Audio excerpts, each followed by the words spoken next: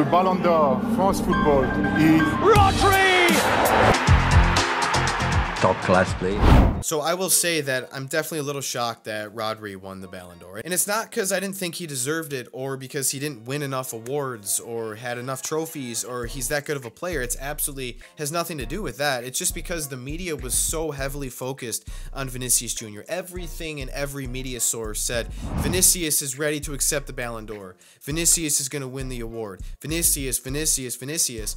And I was just kind of surprised, to be completely honest. So before we get into the video, obviously, congratulations to Rodri. And the irony in this is last year, I don't want to say he criticized the Ballon d'Or, but basically he was interviewed and he stated that, I know how these awards work, and a lot of it has to do with money and marketing and big name players. And there have been players in the past like Xavi and Iniesta that could have won it, maybe should have won it, and didn't, so I've accepted that it is what it is, and I only care about collective success. Fast forward to now, and he's winning the award, so it's kind of an ironic statement.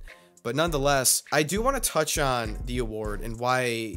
I'll be completely honest, I would have been open to any of 3 or 4 players winning it. I think there's several deserving players. This is the one season. I know last year was pretty close too, but this is a season where honestly I wouldn't have been surprised if a couple other players won it, and you could look at it and say, yeah, I get it. But before we get into it, I have to say, and I was completely ready to give a very nice speech and acknowledging his great season and his attributes, but this has to be said because it's very disappointing. Vinícius is, and there's no arguing and there's no trying to make excuses for him because you can't. He's the worst type of player, athlete, and footballer that there is. No ifs, ands, or buts. It's 100% true. He's the type of player that when things are going good, Madrid is winning, he scores, they win a trophy, he's going to be the first one to mock other people, taunt the players, the benches, the coaches, the fans, just be a complete ass. Last year, you have Kimmich trying to hand him a ball and he keeps smacking it out of his hands and pointing at his face. Like, what are you doing? Honestly, like, how embarrassing. You're a full-grown man. And then when Madrid is losing, or he plays bad, or Madrid loses, or when Brazil loses, which is quite frequently actually, since Vinícius has been the best player or the star for Brazil, they seem to lose quite frequently with Brazil. When things don't go their way, or Vinícius's way, he cries racism. Cheating, it's not fair, everyone's against me, the world hates me, I'm gonna cry. He plays the victim card, which in any aspect of life, when you play the victim, you're just the worst type of person, and that's exactly who he is and who he's proving to be. Because he didn't win the award, he's not going to show up to the Ballon d'Or? Seriously? What kind of sportsmanship is that? It's absolutely despicable. It's embarrassing. Madrid literally has Vinícius, Carvajal, and Jude Bellingham in the top 4 for the Ballon d'Or. Mbappe's in the top 10. Toni Kroos was in the top 10. I know Mbappe wasn't on Madrid last season, but essentially right now, 5 Madrid players, well, 4 and 1 ex-player, are in the top 10 for the Ballon d'Or. Don Carlo wins Coach of the Year. Madrid wins Team of the Year, and there's not one person representing the club at the entire ceremony. That should tell you everything you need to know about that club and the people within the organization. The entitlement, the selfishness, it is very, very hard to support anyone who acts like that. It's like they're so above everything that if it doesn't go their way, they're going to claim that it's racism, that it's abuse, that it's not fair, that the award lost its value, it lost its meaning. No. They just can't accept the loss. And it's sad. For a club of this size, stature, prestige, it's utterly humiliating. It's very disappointing to see. And honestly, with the way that the season's heading, luckily, I don't think we're going to see a Real Madrid player win the next Ballon d'Or anyways. So, and I hope that's the case. So moving into the rest of the video, I mean, congratulations to Rodri. And like I said, I'll be completely unbiased because at the end of the day, I don't care who wins. It doesn't affect my life either way. I would have 100% if Vinícius won, say, you know what? I understand that. If Dani Carvajal won it, I'd be like, yep, I understand that. If Lautaro Martinez won, I'd say, I understand it. I don't actually agree with it, but I can understand it. Everyone had statistics and trophies to their name.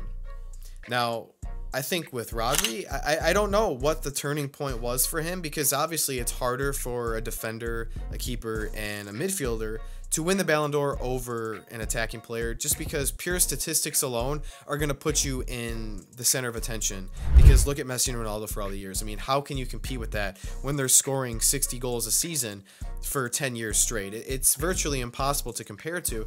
And I think that's a reason why everyone is having such a hard time dealing with the Ballon d'Or, is because we've been so spoiled for so many years with Messi and how unbelievable he is. Like, he literally, just because of pure ability, could have won the Ballon d'Or almost every single season that he's been in Europe. And then Ronaldo and his achievements and his goal scoring abilities, and then Neymar, and then Xavi and Iniesta and Suarez and Lewandowski. I mean, the list goes on and on and on, right? I mean, so many fantastic players. Then defenders, right? Piqué and Puyol and Ramos. I mean, there's just so many great defenders and midfielders and attacking players that would have a great chance to win something. But those two stole everything for like 10, 12, like almost 15 years. It was virtually insane. So we're at a point now where everything else, it's just disappointing, because we're never going to see levels like that ever again. We thought it was going to be Mbappe and Haaland neck and neck basically for the last 2 years up until the next 5-6 years. Weirdly enough, that's not even the case. So Vinícius, ultimately, I think what did it in for him for not winning is because he was a nobody for Brazil. And the best players are going to show up for club and country.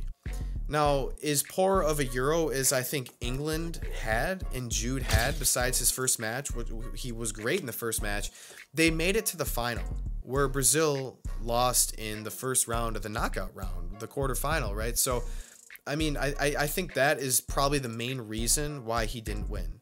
Because Rodri, obviously, he wins the Premier League, loses in the FA Cup final, Club World Cup, and then the Super Cup, and then the Euro, and then one player of the tournament in the Euros, which, you know, I think that itself carried just an immense amount of weight. And then Carvajal, again, just because he's a defender, I just think it's harder for someone to win, because I'm not going to argue at all why, if he won, I would not argue in the slightest, because he, in my opinion, is the best right back in the world.